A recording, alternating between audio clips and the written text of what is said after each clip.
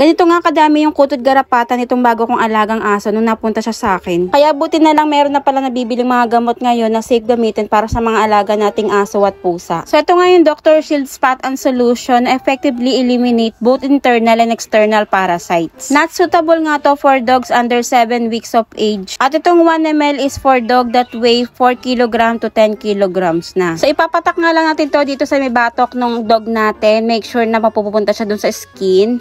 At make sure din na hindi siya madidilaan. And i-massage lang natin after natin silang malagyan ng treatment. At para naman sa cats, hindi nga to suitable under 9 weeks of age. At ito nga 0.4 ml is for cat 4 kg or less. Same application lang naman sila kagaya nung sa dog. So ipapatak lang natin siya dito sa batok ng cats natin. Basta make sure yung sa skin siya malalagay. Hindi nyo na kailangan tanggalin pa yung mga kuto nila isa-isa dahil mapapansin nyo sa ilang araw is kusa na yan mamamatay kahit nakakabit pa yan sa mga balat nila. So bawal nga muna sila maligo 48 hours after nilang maglagay nitong treatment. Mas maganda ka nga kung lagyan natin sila nito once a month para ma-prevent yung pagkakaroon nila ng mga mixed parasite. Garapata free na nga itong mga anak ko ngayon at papagaling na lang ng sugat itong si Usi ko. At kung mahal mo ang alaga mo, i-click mo na yung yellow basket at i-check out mo na yan.